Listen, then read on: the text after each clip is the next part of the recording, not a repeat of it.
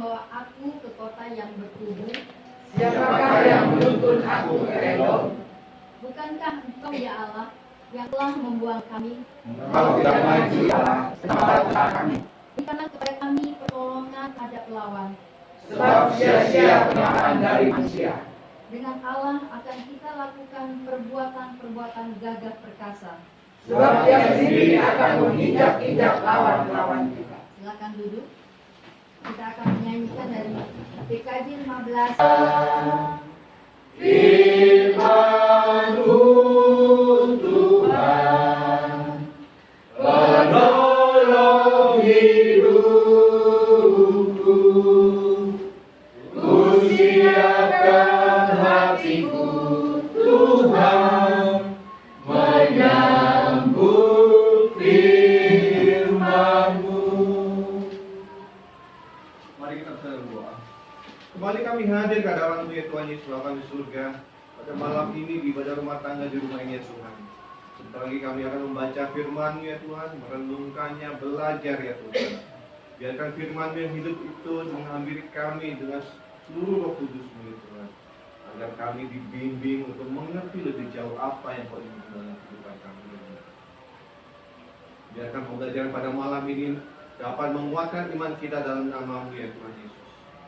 Dapat kami lakukan dalam Tuhan kami sehari-hari. Terima kasih ya Tuhan. Ini doa kami kau bawa dalam Tuhan Yesus Kristus selamat kami. Amin. Amin. Jemaat, marilah kita berdiri untuk mendengar firman Tuhan yang dibacakan dari Alkitab dari Ester 2 5-11 yang mengatakan Ester 2 ayat 5-11. Pada waktu itu di Puri Susan ada seorang Yahudi bernama Mordekai bin Yair bin Simei bin Kis, seorang Benyamin. Dia dulu diangkut dari Yerusalem sebagai salah satu seorang buangan bersama Yekonya, Raja Yehuda, yang diangkut ke pembuangan oleh Nebukadnezar, Raja Babel. Mordekai itu pengasuh Hadasa, yakni Ester, anak pamannya. Sebab anak itu tidak berayak ibu lagi. Dari situ elok perawakannya dan cantik parasnya. Ketika ayah ibunya meninggal, Mordekai mengangkatnya sebagai anak. Setelah titah dan undang-undang Raja Persia, banyak gadis dikumpulkan di Puri Susan di bawah pengawasan Hegai. Ester pun dibawa masuk dalam istana raja di bawah pengawasan Hegai, menjaga para perempuan. Gadis itu sangat baik dalam pandangannya dan menimbulkan kasih sayang sehingga Hegai segera memberikan wangi-wangian dan makanan khusus kepadanya. Dia juga memberikan kepada Ester 7 dayang-dayang yang terpilih dari istana raja dan memindahkan dia dengan dayang-dayang yang terbagian terbaik di balai perempuan. Ester tidak memberitahukan kebangsaan dan asal usulnya karena Mordekai melarangnya. Setiap hari Mordekai berjalan-jalan di depan pelataran balai perempuan itu untuk mengetahui keadaan Ester dan apa yang dilakukan orang terhadapnya. Demikian pembacaan Alkitab. Berbahagialah semua orang yang mendengar firman Tuhan dan melakukannya. Terpujilah Tuhan Yesus. Haleluya. Haleluya. Haleluya. Haleluya. Silakan dulu. Selamat malam Bapak Ibu, jemaat 8 dari Tuhan Yesus. Sebelum kita mulai, saya mau tanya, malam ini ada pertemuan pujian? Tidak ada. Boleh saya bacakan sedikit dari kita Kisah Para Rasul ya. Kisah Para Rasul 16 ayat 25 dan 26. Namun kira-kira tengah malam Paulus dan Silas berdoa dan menyanyikan puji-pujian kepada Allah, dan orang-orang hukuman lain mendengarkan mereka. Tetapi tiba-tiba terjadilah gempa bumi yang hebat, sehingga fondasi penjara goyah. Seketika itu juga terbukalah semua pintu dan terlepaslah belenggu mereka semua. Kisah Rasul 16 itu mengenai Paulus dan Silas yang dihukum dalam penjara Filipi. Karena mereka diborgol, mereka dalam sel, mereka berdoa dan pada saat mereka memuji Tuhan, gempa bumi, pintu terbuka dan belenggu-belenggu mereka tadi. Maksud saya begini, kita sering berdoa, ya kan? Saya yakin semua sektor 8 saya berdoa. Tapi kita kadang-kadang kurang untuk memberikan pujian. Maka itu malam ini saya mengajak Bapak Ibu sektor 8 yang punya berkeinginan aku bisa menyanyi, sumbang lagu pujian. Karena apa?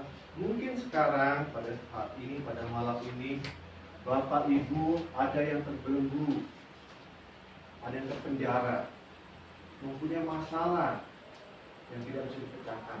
Mungkin Bapak Ibu terbelenggu, terikat oleh dosa. Kita semua terikat dengan dosa. Kita sudah berdoa, mari kita memuji Tuhan. Jangan-jangan pada malam ini pada saat kita berpuji Tuhan, pada saat Bapak Ibu memuji Tuhan, terjadi mujizat. Amin. Belenggu dosa yang mengikat Bapak Ibu bisa terletakkan malam ini. Kita belajar dari Paulus dan Silas.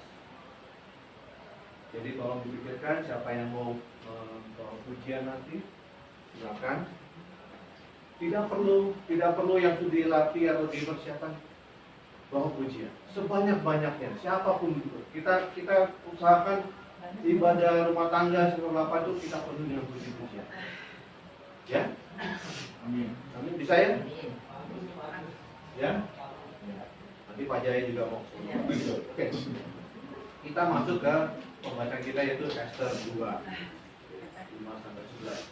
Bapak Ibu sudah pernah ada yang membaca Ester dari awal sampai akhir?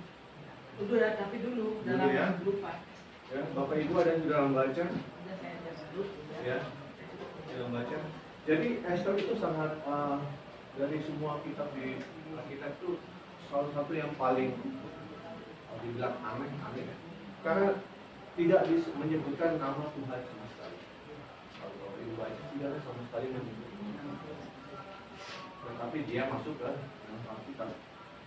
Karena pembelajaran yang dilakukan pembelajaran dari kitab Ester itu adalah salah satu pembelajaran mengenai bangsa Israel. Tadi kita baca ada seorang gadis bernama Ester yang bagus perawakannya sangat cantik cerita. Kalau di sekolah 8 mungkin sama kayak istri saya.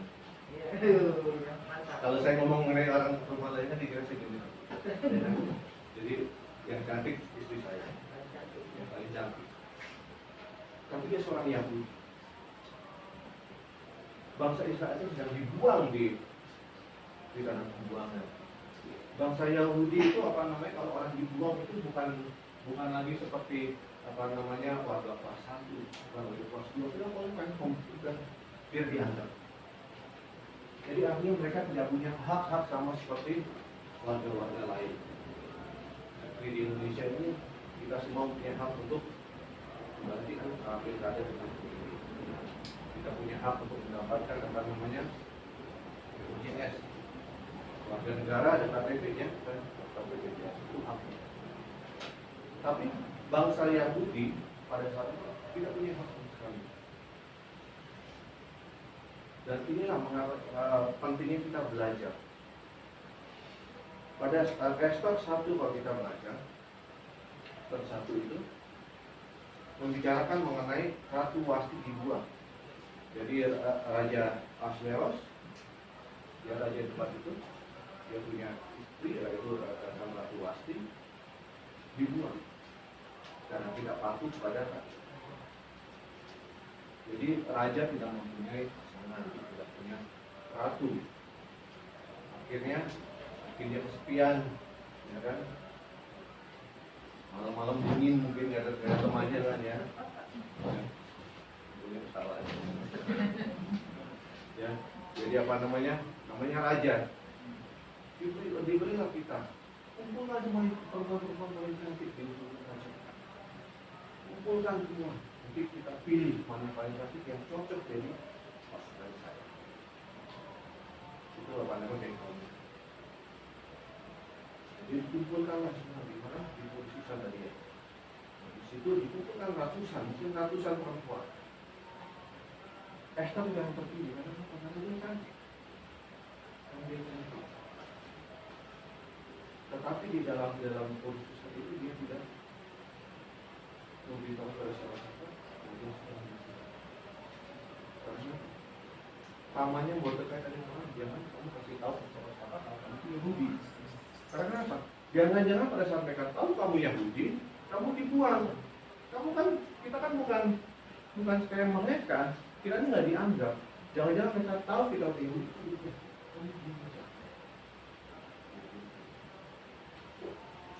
Tapi pada saat dia masuk itu kan menjadi dari nama siapa? Hegai.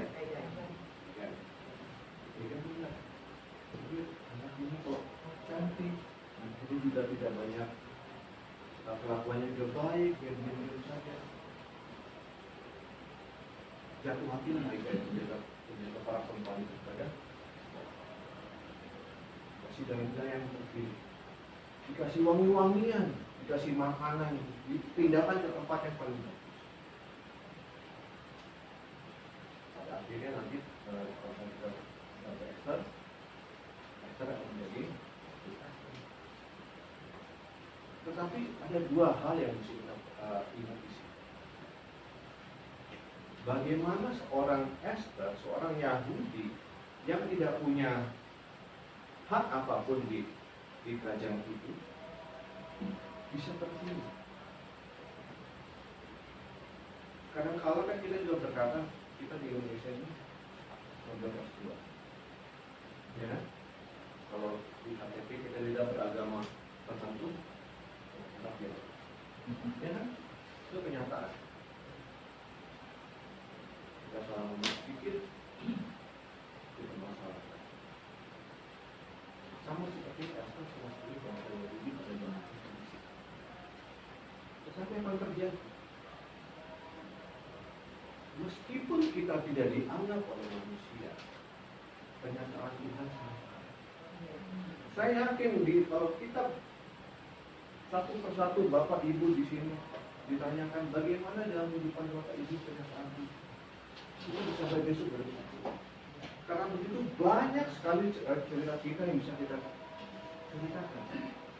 Iya kan? Dan kadang-kadang kita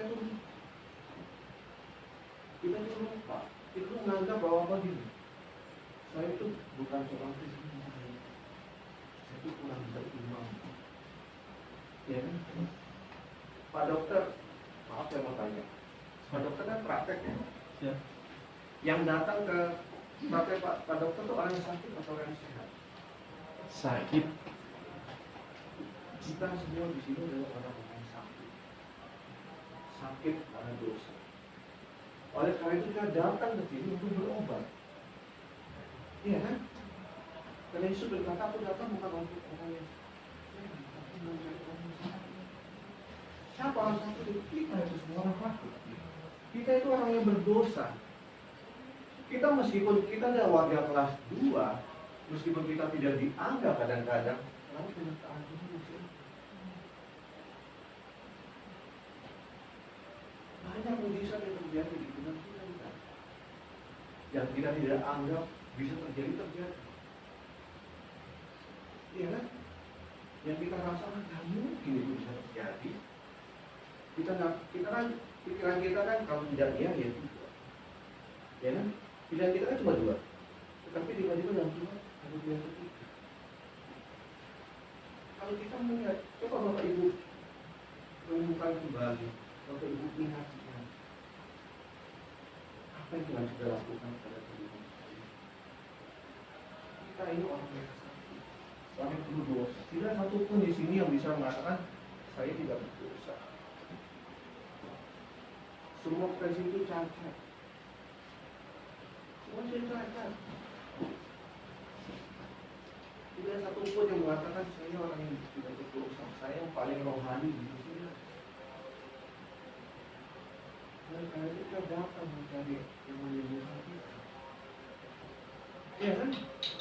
Bapak Ibu datang ke sini untuk apa? Apakah karena di tempat ini disediakan makanan yang enak? Tidak, kita datang ke sini karena ya bukan makanan yang enak Bu ya. Tapi apa kita datang ke sini karena kita mencari Tuhan. Karena kita minta disembuhkan, kita minta disentuh oleh Tuhan. Tuhan, inilah aku. Tuhan, inilah aku, angkat aku. Aku ini orang buangan. Kita kan buangan. Beda dengan Hawa, setelah melakukan dosa kita dibuang. Kita itu orang buangan.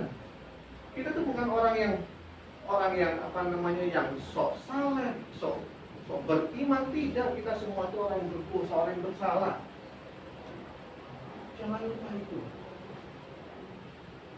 Dan kita belajar dari Esther bahwa meskipun kita tidak dilihat oleh orang, kita tidak dianggap oleh orang, Tuhan masih mengatur. Dan lihat, orang yang tidak diterima di masyarakat, orang yang tidak dianggap di masyarakat bisa menjadi ratu dalam pertemuan kedua di sama seperti kita. Kita mungkin merasa kita bukan siapa-siapa, nggak mungkin saya bisa begitu. Tapi dia Bapak Ibu selamat. Pada saat Bapak Ibu jatuh waktu itu, Bapak Ibu pernah merasa nggak? Saya mungkin tidak selamat. Tapi kita di sini. Anak cucu kita bagaimana? Apa karena kekuatan kita? Apa karena pekerjaan kita? Tidak. Tidak boleh seorang pun memegangkan. Kita Efesus 2 ayat 8. Hanya karena kasih karunia kita diselamatkan. Iman.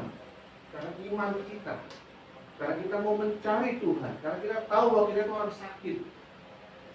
Jangan satu orang pun di sini yang berani mengatakan semua ini saya lakukan karena kekuatan saya. Kita itu orang buangan. Warga kelas 2 tidak dianggap juga pertimbangan Tuhan. Amin. Yang kedua, ini mengenai Mordekai. Kalau kita baca tadi, Mordekai itu adalah sebenarnya apa namanya?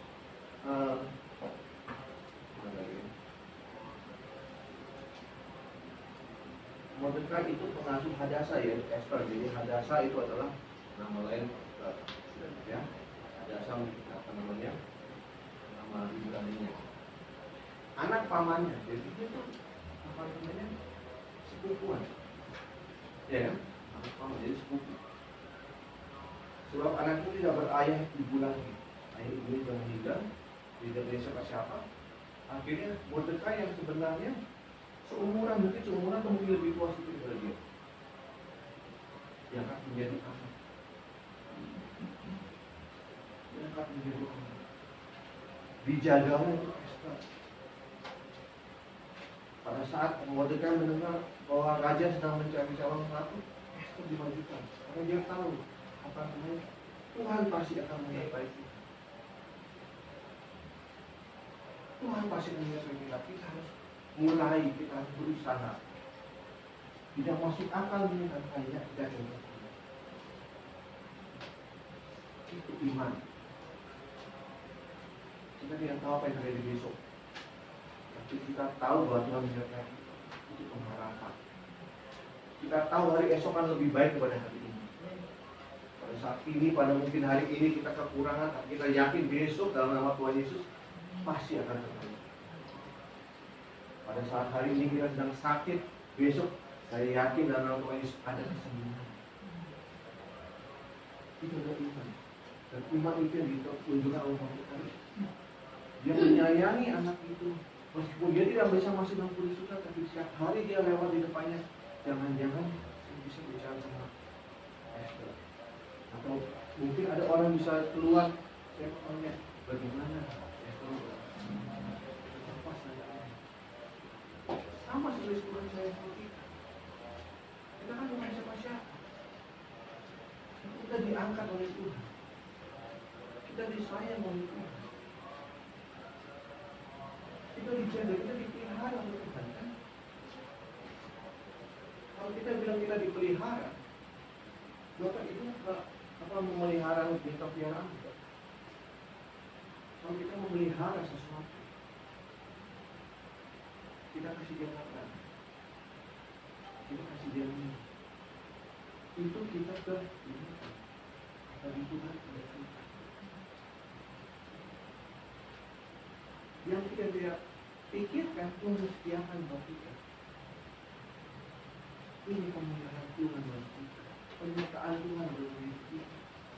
Ini yang kita begitu ekspor. Bahwa orang yang tidak dianggap oleh Tuhan, diberikan harta martabat. Orang yang mungkin di luar sana dicemooh, diludahi dengan kamu tuh orang buangan, kamu tuh gak pantas berjalan sama saya. Tapi derajat itu diangkat. Jadi jangan takut. 365 kali takut di akhirat. Jangan takut. Jangan takut, jangan takut. Kita sudah mengatakan jangan takut. 365 kali, nanti 365 hari Tuhan menjaga kita. Tuhan menyertai kita. Tuhan itu membimbing kita. Jangan takut.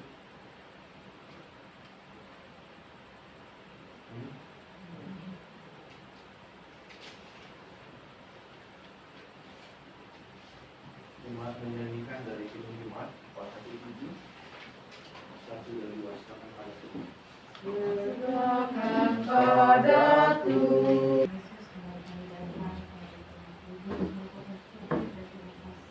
Terima kasih Tuhan buat kebenaran firman-Mu yang telah disampaikan kepada kami. Biar firman yang sudah kami dengar boleh menjadi kekuatan bagi kami semuanya. Terima kasih ya Tuhan Yesus, terima kasih banyak. Ya Bapa dalam surga, malam hari ini kami juga berdoa buat saudara kami yang berulang tahun dari tanggal 27 sampai dengan 2 November. Tanggal 27 yaitu Ibu Yeti Dina Haryanto, tanggal 2 November yaitu Ibu Ingrid Mahudin. Terima kasih ya Tuhan Yesus buat pertambahan usia pada saudara kami ini. Ya Tuhan sama-sama memberikan kesehatan, hikmat daripada-Mu ya Tuhan. Biarlah berkat damai sejahtera Tuhan selalu melimpahi dalam kehidupan mereka, dan apa yang mereka rindukan, inginkan Tuhan memberkati dari setiap doa yang kita panjatkan. Terima kasih banyak ya Tuhan Yesus. Malam hari ini juga kami berdoa buat yang sakit juga, Ibu Yeti Dina Haryanto, Ibu Yanti Oron, dan adik Kaleb Sitorus yang sakit panas, yang step Tuhan, yaitu cucu dari Mariana Sitorus. Tuhan Yesus, kami yakin dan percaya Engkau adalah dokter kami. Ya Tuhan, memberkati saudara kami yang sakit ini. Tuhan memberikan kekuatan, kemampuan, kesembuhan. Memberkati semua para dokter, para medis yang memberi pengobatan kepada saudara kami ini. Biarlah saudara kami ini Tuhan boleh cepat dan pulih kembali ya Tuhan. Terima kasih banyak ya Tuhan Yesus. Kami serahkan ya Tuhan doa kami malam hari ini ke dalam tangan kasih-Mu. Tuhan Yesus kami surga, kami hadir ya Tuhan. Mengucap syukur atas penjagaan selama ini. Kami membaca, mendengarkan, merenungkan firman. Biarkan firman-Mu yang telah kami baca, kami dengar dan kami pelajari itu ya Tuhan, dapat menjadi rema dan kehidupan kami. Dapat kami gunakan dalam kehidupan kami sehari-hari. Untuk memberitakan firman-Mu, untuk mengagungkan nama Tuhan. Tuhan Yesus kami malam ini, waktu telah membuka firman-Nya agar kami dapat beribadah kembali. Berdoa untuk keluarga di tempat ini, dan Kau memberikan sukacita damai sejahtera. Mencukupi segala kebutuhan mereka.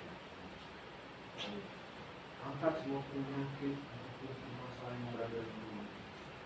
Dan percaya dalam nama-Mu semua yang kami mendoakan itu usianya dan pelayanannya di penjara ini. Kami yakin bahwa pelayanannya dalam di penjara ini hanya karena kasih karunia. Dia dapat memuliakan nama-Mu untuk orang-orang yang terbuang, untuk orang-orang yang disingkirkan, untuk orang-orang yang mungkin tidak kita angkat. Kami yakin pelayanan Ibu Syama di penjara itu membawa berkat bagi mereka. Damai sejahtera dapat berada dalam kehidupan mereka itu. Kita mendoakan untuk Dokter Ivan dalam pelayanannya sebagai dokter sambil kami serahkan kepada Tuhan. Kau sentuh tangannya agar semua pasien-pasien yang datang dalam kesakitan untuk melihat Dokter Ivan mendapatkan kesembuhan. Kami doakan juga untuk Adrian dalam kehidupan dia sehari-hari. Kami serahkan semua keluh semua pengharapan dalam tangannya. Dan kami juga mendoakan kesehatan yang dapat menjadi penyakit. Dan kami percaya bahwa semua kesehatan, kecukupan, semua yang kami. Terima kasih ya Tuhan. Ini doa kami tidak sempurna yang kami bawa dalam nama Tuhan Yesus Kristus yang namanya yang berdoa. Bapa kami yang di surga, dikuduskanlah namamu, karena kerajaanmu, direndahkan di bumi seperti di surga. Berikanlah kami pada hari ini makanan kami yang secukupnya, dan ampunilah kami akan kesalahan kami, seperti kami juga mengampuni orang bersalah. Jangan membawa kami ke dalam pencobaan, tapi lepaskan kami dari Kaulah yang mempunyai kerajaan dan kuasa dan kemuliaan sampai selama-lamanya.